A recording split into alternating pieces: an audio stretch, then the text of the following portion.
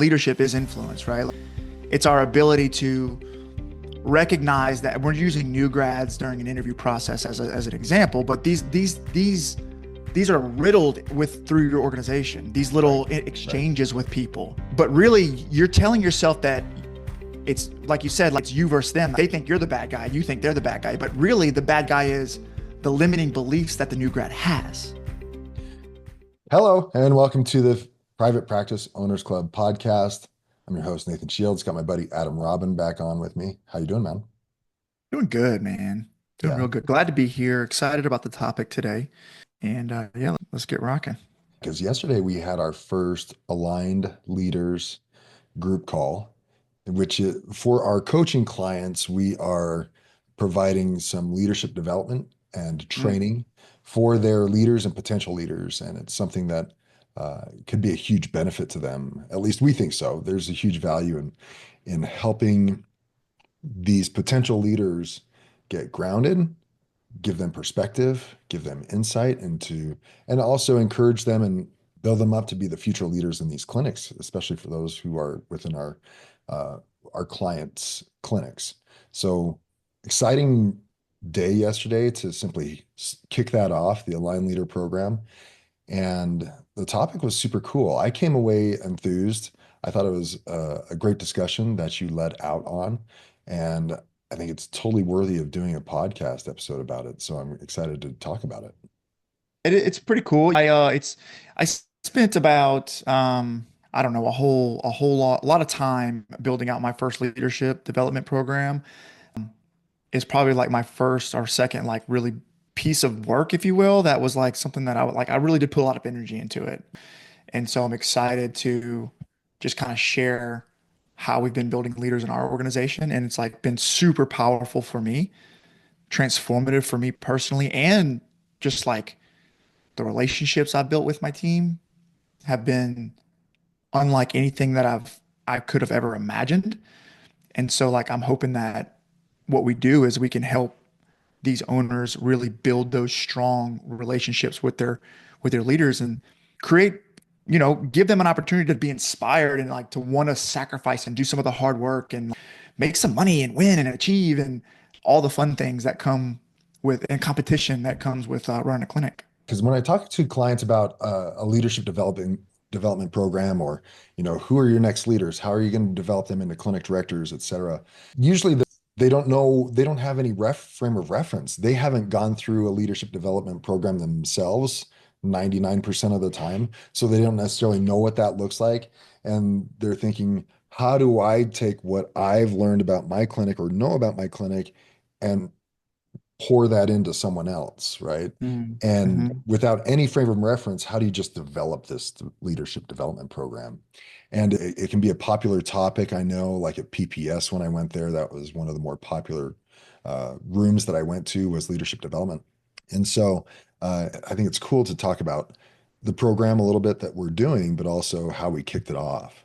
And Yeah. yesterday was a lot about just the fundamentals. It wasn't about how do you hold somebody accountable? What KPIs should you measure? It was nothing about that stuff. It went Mm-hmm. deeper because we wanted to build this foundation first. So let's get Correct. into a little bit about where you let out on the discussion. Tell me a little bit about your thought process, why you decided to start at this point and choose these topics in particular. Yeah, because here's how I see it. You can agree with it or not, but this was my experience, right?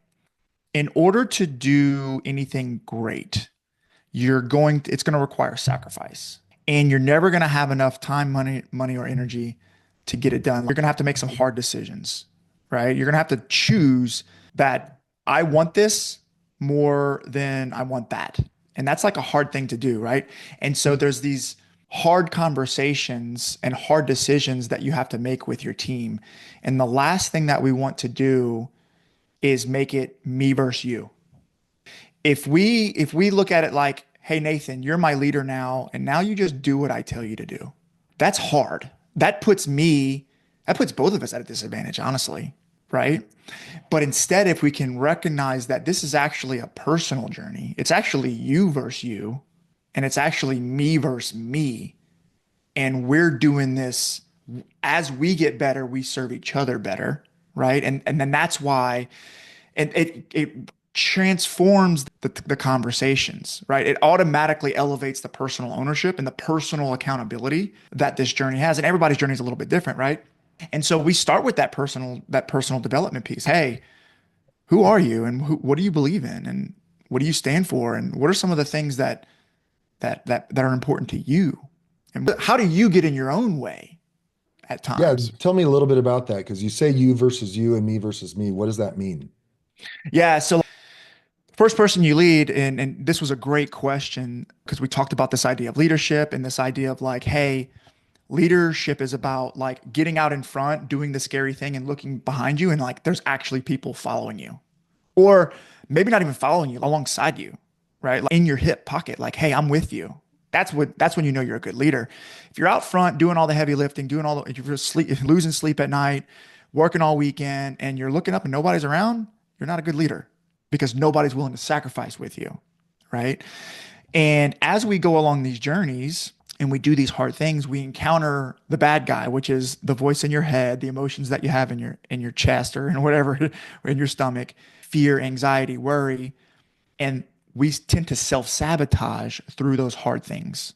And the degree in which we can overcome ourselves is the thing that allows us to succeed. So recognizing that when I win the game against myself, I'm able to produce more value for others, right? Right. And so starting with yourself is leading yourself well is the first step in great leadership. The hardest person to lead is yourself. The biggest knucklehead in your life is yourself. The most stubborn person in your life is yourself. It's not the person across the table, it's you. How can I inspire Nathan to be great if I don't even know what it means for me to be great? Right. So, Yeah, this I idea totally of see leading that. yourself well and learning this idea of self awareness, learning this idea of like actually, when you're doing these things, you're really trying to negotiate with yourself on the best way to produce. Right. So, that first step is recognizing that idea of self awareness. Yeah, because I can see myself as a younger owner where I wasn't number one organized and disciplined. Uh, I can say I was organized and disciplined about patient care, but around business ownership, zero, right? Mm, I was focused on treating patients and expecting everyone else to just treat patients and make sure the company ran. But there was no organization, there were no systems other than what I told you to do. Um, and I wasn't clear as to exactly where I was going, right?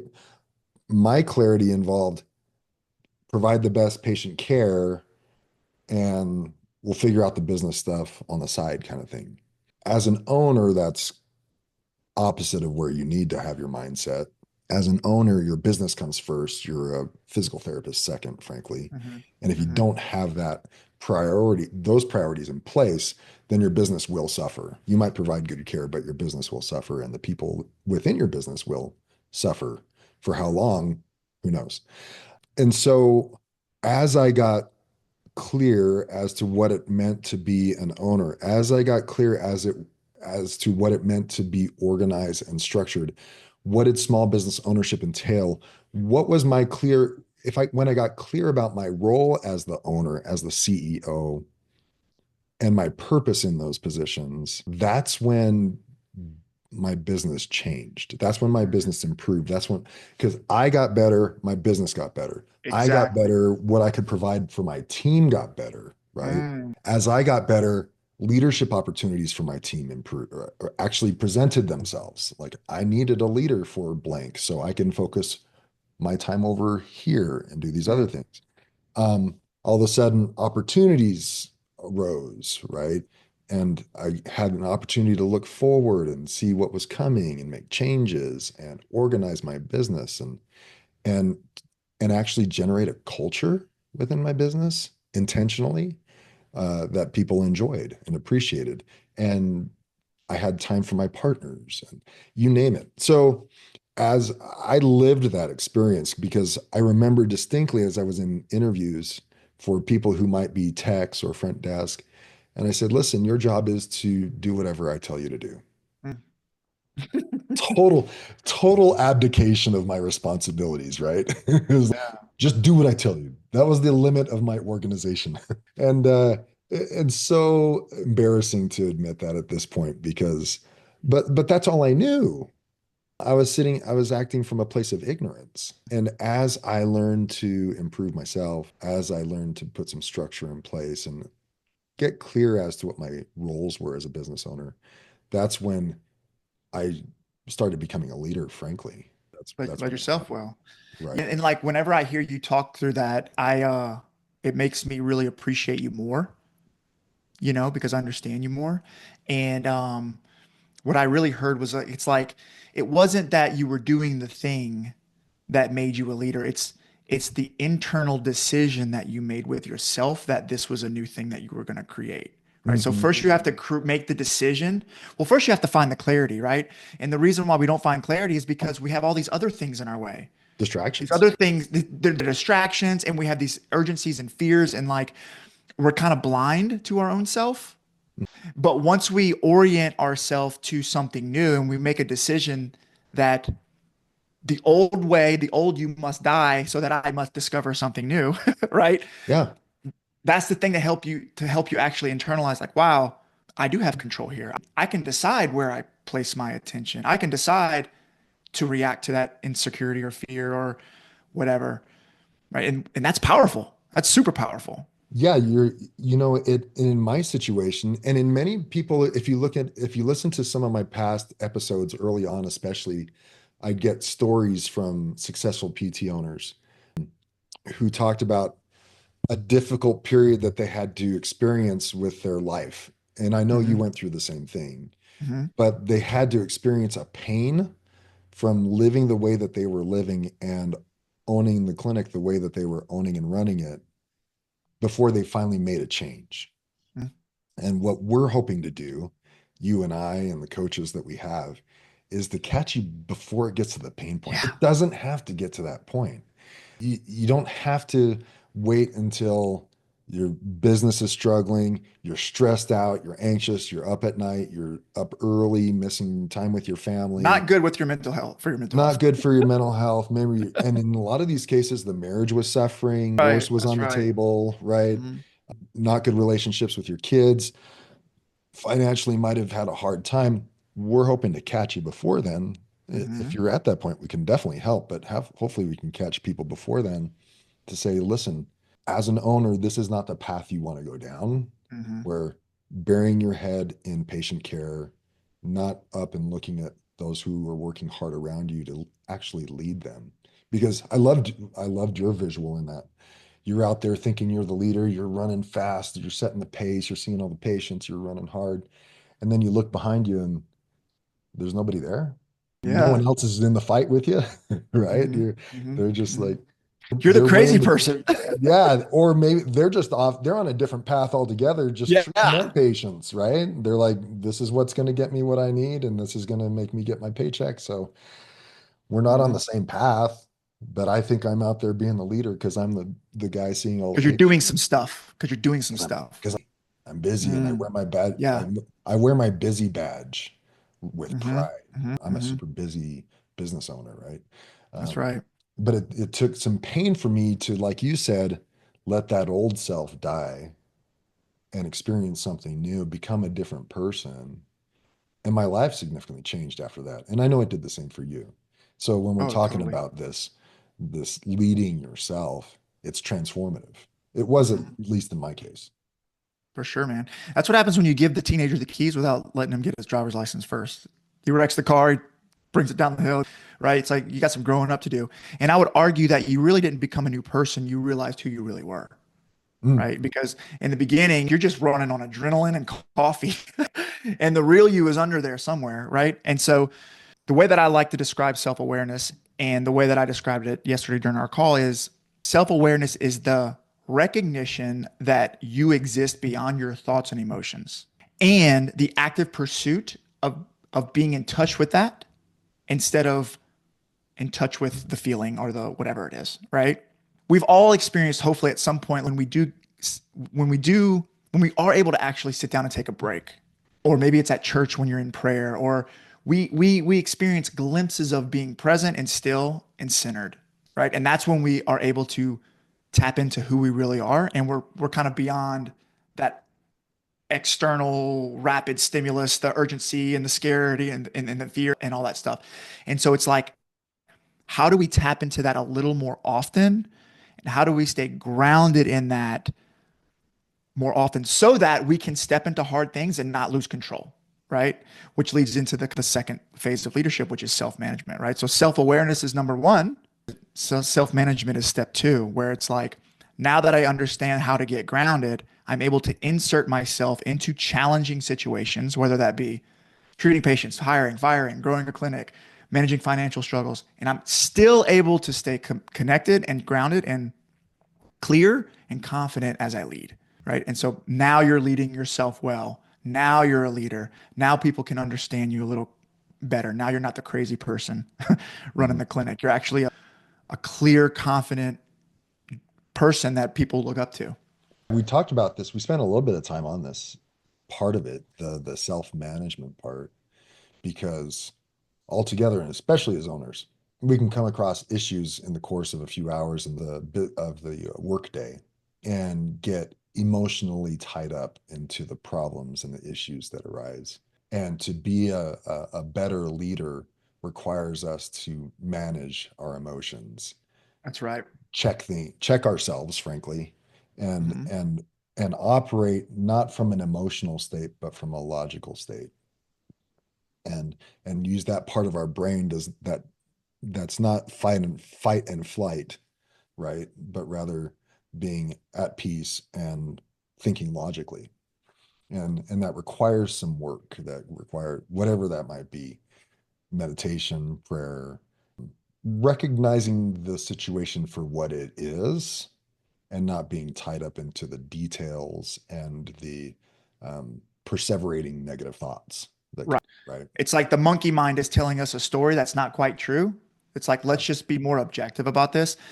And here's the thing. I think that whenever you're able to go through that experience and kind of debrief and recognize that we've all been through some type of experience like that at some point, your leaders are doing the same thing.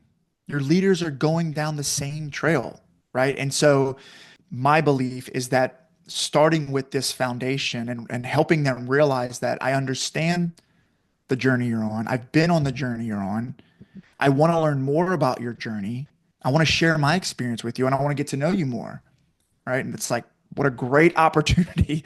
What a great place to start a great relationship, you know? Yeah, exactly. To have to come from a place of experience and perspective and recognize that not all of your people are honky dory. Even on the surface, they might present the facade that everything's going well, but to ask the right questions and also share from perspective, and also act out appropriately, right, in front of them, how to handle things is the best way forward, and also to not only to give them example, but to invite them into a better version of themselves.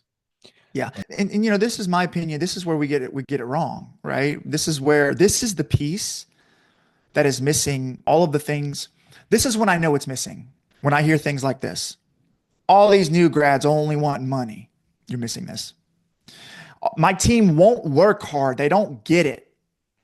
You're missing this. I'm looking around, I'm working 80 hours a week and nobody wants to do any heavy lifting. They won't do it like me. You're missing this, right? There's a whole different game, and it's called this idea of emotional intelligence and truly understanding human psychology as it relates to performance that must be understood if you're going to make an impact in people. If you're actually going to get people, leadership is like, how do I get these people to do things they don't want to do, but help them learn how to love it? You know what I mean? Like that's leadership. Yeah, yeah, You know what I right. mean? And it's more like a checklist ain't going to do it. Who really wants to do the documentation? Not me. No one. That get them to do it and do it well, right? Right. And want to do it and crave to do it and be willing to suffer because they understanding that suffer is just the journey. Right. And it's like, yeah, it's like we gotta frame that up in a way that's we gotta put some language behind that and kind of help them realize what that is. So what do you find, what leads people to say those things that you mentioned? All these new grads, no one wants to work as hard as me. What leads them to say those things and how do you get them out of it? Yeah, I think it's really just a lack of awareness. I think that it's a different level of leadership. So like I think that if we sit here and have a conversation with a rational PT owner or OT owner, whatever you are, we can all acknowledge that sometimes emotions compromise our decisions. I've done it Totally, plenty of all the times. time. Yeah, And so like great, you're able to lead you're able to understand that that exists. That's level 1. It doesn't make you a good leader, right? just being aware that your emotions make an Being impact on your decisions. just being aware that your emotions are being willing to say it out loud. Like, okay, now you're a level 1 leader. You wouldn't even be my clinic director. You know what I mean? Like, you're not there yet. Yeah. Level 2 is how do I move through the stress without letting my emotions compromise my behavior or perspective, right? That's level 2. But Okay. level 3 is okay, now you're able to lead yourself. Now level 3 is how do I recognize the journey in other people, Mm, right? How do I recognize and help? How do I have empathy with what their journey is, the emotions that are compromising their judgment? And that's what's missing, right? Because when these new grads come in with fears and insecurities and they have their guard up around what they think is true. I don't want to be taken advantage of. I'm not going to be taken. And we judge and we instantly lose our leadership and we start judging instead of appreciating and learning that that is another human being going through a similar journey. And our job is to understand it, not to fight it. Right. mm, mhm. And that's where we miss. But it's hard to get there if you can't lead yourself. Right. If you're not in touch with your own story, you can't help other people. You can't understand other people's story.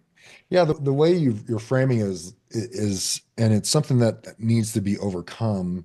There can be a natural tendency to make it us versus them. You 100%. versus you're the bad guy, I'm the good guy, and I need to bring you over to my side somehow, rather than saying, rather than instead of maybe asking different questions, like what are their motivations? And are those motivations okay? And with their motivations, am I able to work within their framework to tap into those motivations and get them to be aligned, do the things that make them successful, thus the business successful, right? Instead of making it an us versus them. And I know we've got examples of clients of ours that have really stood that ground. I can't get these people to do anything. No one's here for the right reasons. No one's aligned. No one wants to sacrifice anything. And as long as they had that mentality, they got a churn. People crashed and burned in their clinics and they had a lot of turnover. It will It- never stop. and it has changed when those kind of attitudes have changed towards their team, Mhm. right? And What's so it's really the definition. I'm sorry. go ahead. No, I was going to say like it's the definition of influence. Leadership is influence, right? It's our ability to recognize that we're using new grads during an interview process as an example, but these are riddled with through your organization, these Right, little right. exchanges with people. But really, you're telling yourself that you said like, it's you versus them. They think you're the bad guy. You think they're the bad guy. But really, the bad guy is the limiting beliefs that the new grad has and you have, right? Right, right, So right. it's like, how do I understand what those beliefs are and how do I help influence that story so that they can see something a little different?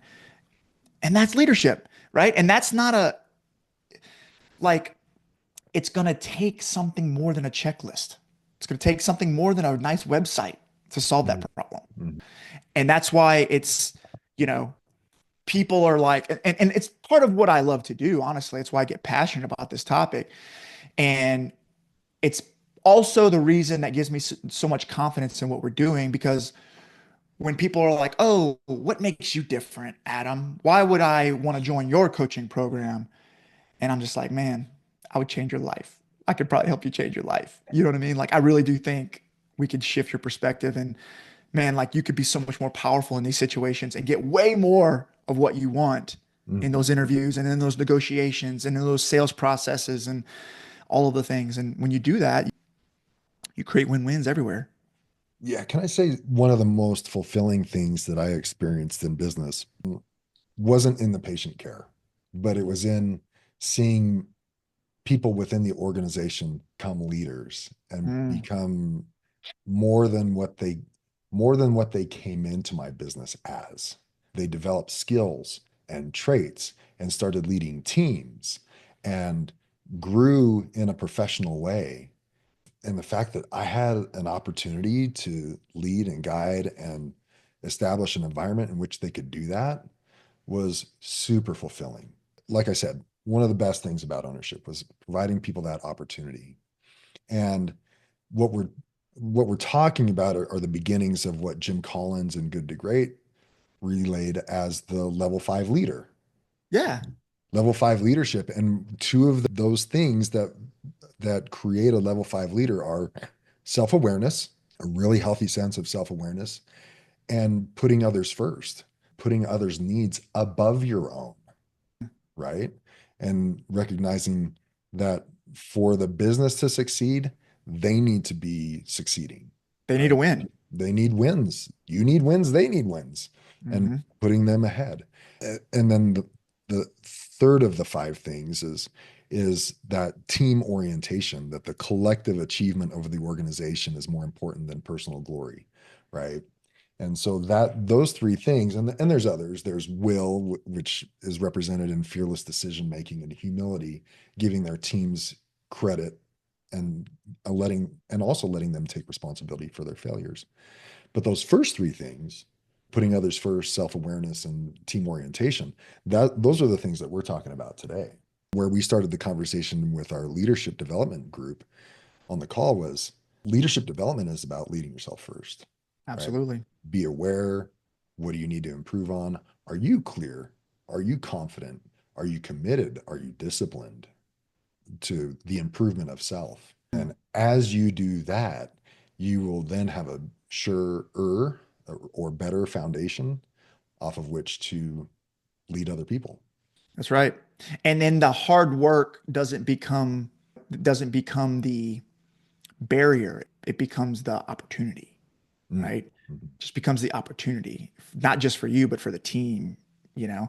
Listen, if you have a team of 5 or 6 people and they're all growing personally and they understand the journey and they want to grow personally and they understand that success and sacrifice is part of it and they view sacrifice as an opportunity. How do you lose? Who's going to stop me? It doesn't happen. You don't lose. That's the answer. You know, Yeah, you just don't lose. right. And and it takes work. It's not something that comes natural. It's done intentionally, but it also creates an environment where if you're committed to this, or if you create some type of commitment to this within your organization, you'll be able to look up one day and say, "Hey team, here's the flag. Let's go get it." And you walk out of the room and they're all freaking starving for it and they want to go for it. They're excited. They're excited. You ain't got to ask them, you ain't got to beg them, you just got to plant the flag and they want it. Mhm. And that's what you want to create, right? Right. And so yesterday we talked about some of the tools well, you recommended some tools in which to have greater self-awareness and making yourself a better leader. Tell us where you started. So there's two of my favorite. And by the way, these are just my favorite. So like, everybody's got their own thing. But the first thing is I stole from Michael Hyatt. Michael Hyatt. Check out Michael Hyatt. He's a cool dude. But he was the person that taught me about this idea of non-negotiables, establishing your non-negotiables. And we all know the things that we're supposed to do or we should do, but we always put on the back burner things that are like good for our health, good for our mental health, good for our relationships, good for our presence and peace of mind and spirituality. And for me, it's number one, getting 8 hours of sleep. That's something you probably shouldn't sacrifice very often. You need to get your sleep. Daily reading, family time, exercise, quiet time, meditation, whatever that practice is of filling your cup. And the first sign for me, whenever I know that I'm sacrificing myself, is those things start to slip. I start to like cut my workout short or skip my workout or like, I don't need 8 hours. I'll just get 6 hours. I'll just stay up a little later, right? And that's a bad way to lead yourself. But if you can be more intentional, taking care of yourself, then you'll start to realize who you really are and you'll start to connect to yourself a little bit better, Mhm. right? So Right. establishing your non-negotiables and putting them on your calendar and they don't move, whatever they are, right? If you're working a bunch of hours, you might not be able to have 12 hours a week of non-negotiables, but you can have 10 minutes a day. Right. You know what I mean? You can go for a walk at lunch every day. And I think that's the first place to start, establishing what those Yeah, because I non-negotiables think are. some people, and it was even mentioned in the call yesterday. One guy said one of his non-negotiables was to work out every day, and he's fallen off the wagon a little bit. Hmm. Hmm. And he admitted, I can't get back on the wagon on Wednesdays. I've got to do it on Mondays. You just tell yourself these silly stories. So if he misses Mondays, like, oh, I guess I missed working out this week. I guess we'll start next Monday, right? And then it progresses a week. But instead of saying, but instead of telling yourself that, well, okay, I didn't make it today. I can start tomorrow. Or I don't have, like you said, I don't have an hour to do a full morning routine, but maybe I have 5 minutes to meditate and pray. Yeah, perfect. Drink a cup of water. You know what I mean? I mean, it doesn't have to be everything. You don't have to Right. get all the things in at once, right? And that's my weakness sometimes is, well, if I'm not meditating for 15 minutes, then and I don't have time for it, then I guess I just won't do that today. Where I could just meditate for 2 minutes. And Yeah. they say that's about the same benefit. Right. Right. So we can always work it into our schedule. And for me, it's one of those things that it's so simple that, and you mentioned this yesterday, that it's easy to let it drop because you don't see the immediate benefits of it. It's the long-term dedication, it's the long-term commitment and discipline that over time results in success. That's right. Yeah, it's like, well, who do you want to be led by? Do you want to be led by an older, tired, unhealthy, crippled, foggy-minded person that comes to work every day who underperforms and doesn't commit to themselves? Or somebody who has like some self-worth and actually like, takes care of himself and comes with the energy and is really committed They're, to grow. they're fresh and they're healthy and they're creative. Most of the time they're fresh, you know? Yeah. They've got a clear mind. They're aware, right? They're not sickly. They've got a clear head on their shoulders. They know what they're doing. They know your purpose. I mean, and all these things lead to that. That's right. So I think that the ultimate, one of the first signs of good leadership, self leadership is taking care of yourself and making that a priority at some level. Right. And so that's the first thing that really transformed me. Man, when I figured that out, I was like, oh my God, I can choose myself over other things. Wow, that's weird. And dude, once that switch flipped, I became like, I instantly leveled up. Well, you took control of your schedule, Yeah. is what it sounds like. You took Yeah. control of your schedule because, and I mentioned this yesterday, and I don't think I got the point across, but the words were to the effect of, as therapists, we sacrifice ourselves to the schedule. I mean, every day we're sacrificing ourselves to the patient schedule, and we get in that subservient mindset. Well, whatever my schedule says, that's what I do, right? Instead of taking control and saying, I don't, this is when I do things for myself. This is when I see patients, and this is when I see family, Mm, and draw some boundaries, right? But I think sometimes we fall into a mindset to the schedule that's placed upon us by patients that's versus right. taking control of it ourselves. Emotions, Right. emotions. Right. So that's ultimate flex is whenever you can decide, like, I matter. I'm going to take care of myself because I know who in their right logical mind would say that that's not a good idea. Nobody. And if you think that's not a good idea, I don't want to be around you. Right. But like the emotions and the urgencies in our brain tell us it's not a good idea. So it's the ultimate way to show your brain and your emotions that you're in charge. It's like it's the perfect strategy in my mind, at least. Mhm. So that is a small hack that has really helped me. The second thing is personality assessments. Commit to doing a personality assessment and don't just do it, but like study it a little and then also share it with people. Share it with your wife or your husband and share it with your team and have them do one as well. Like, be interested in who they are and like what makes them tick and what makes them nervous. What's their little battle that they go through? Some people are like procrastinators. Some people are anxious people like me. Like I'm an anxious guy. Some people are loners and depressed people. We all kind of have our little thing, right? But like, let's learn about those and like, what's that like for you? The experiences are very similar. They're just kind of packaged a little different. And when you can learn, when you put that on paper and you share it with your team, you heighten your self-awareness because now you kind of understand that everybody's got a journey and you kind of normalize those things. So you start to feel more comfortable with yourself. And also, you really start to appreciate others in the room at a much higher level. And that bond is where it kind of leads you into the next phase of leadership, which is kind of understanding others. But it's a really great way to like elevate your self-awareness. If you start doing those two things, I think your team would like you a lot better. Yeah, my experience with personality assessments is I took one. I think it was the Colby, and and I'll never forget. It said, "Do not work with small engines." Oh, really? I need to take Yeah, the Kobe. I'm going to take it. and I laughed as soon as I heard that, and I shared it with my wife, and she laughed. She's like, I wonder "Yes," why. because but it was such an insight to me that my personality trait was such that I get frustrated when I'm working on like handyman stuff and engine Mm, and me too. things like that. It was like that. I tried to do things around the house, and every Saturday I was like, don't get in my way. I was pissed off all day.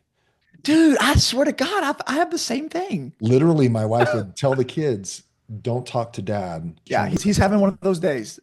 And like get out of my way. And my wife was like, why don't you invite the kids to help you out? I'm like, no possible way. That's not going to be a good experience for I'm either. barely hanging on, honey. Right.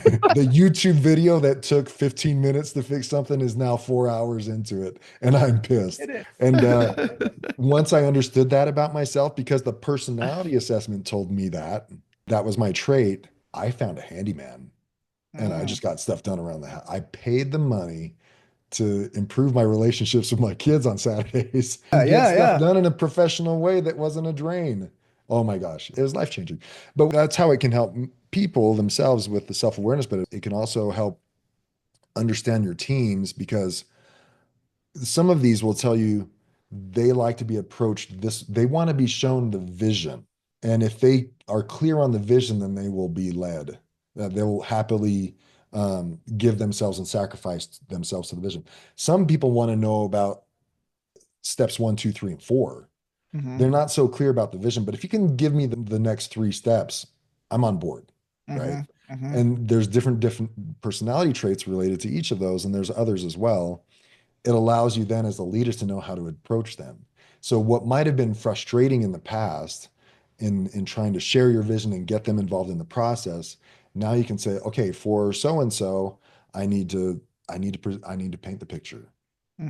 Hmm. and then they'll join in to the journey. Whereas for this other person, I can paint the picture, but I also need to say these are the next few things that we need to do in order to get there. Are you cool with that? And they're like, yeah, I'm totally bought in.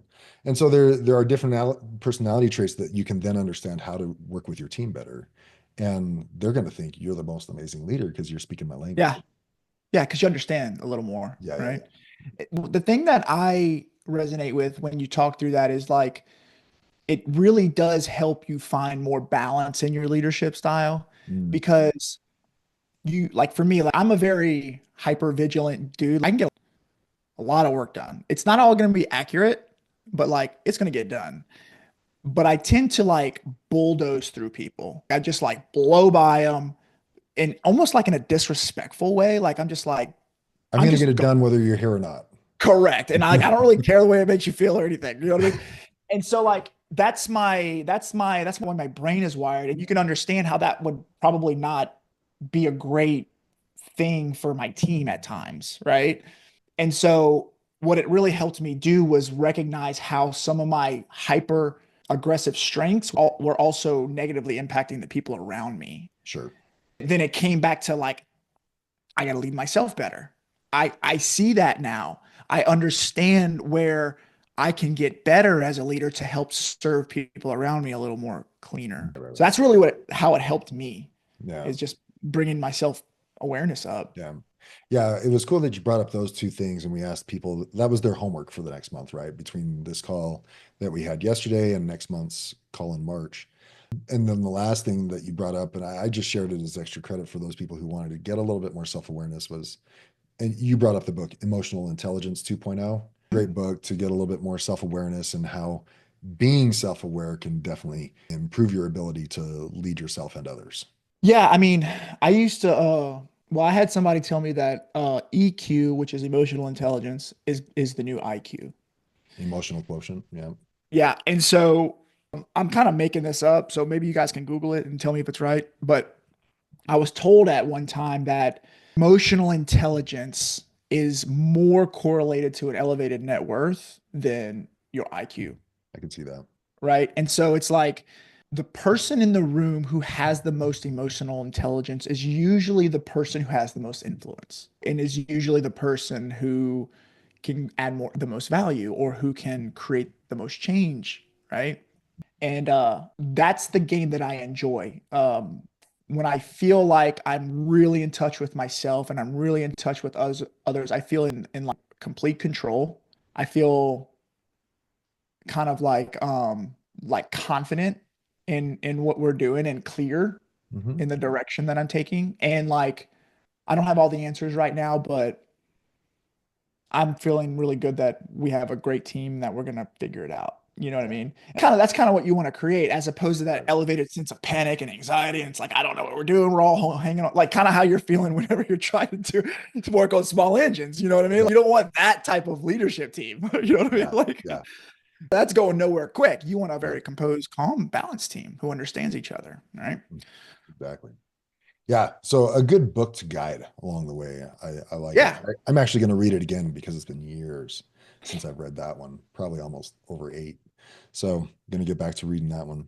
But we've got to wrap up. We shared a lot of great information. Anything else you want to cover on this topic before we sign off? So we are rolling out the Align Leader program this year. It's only going to be for our clients because we want to make sure we get this right.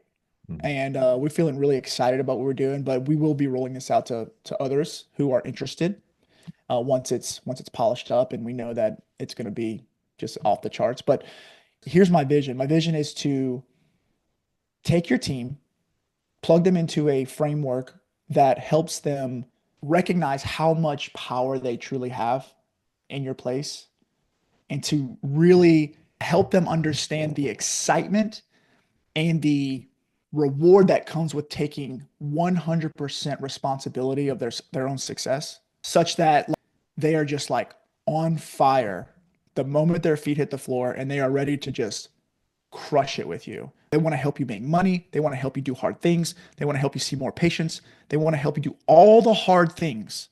That's what we want to create for practice owners. And I believe that if we can do that, if we can just elevate the leadership in our industry, like, we're going to transform people and patients. And Stay clinics. tuned for that. Yeah, and if you want more information about that, reach out to me and then I'm happy to have a conversation. Yeah. Awesome. Thanks for that, man.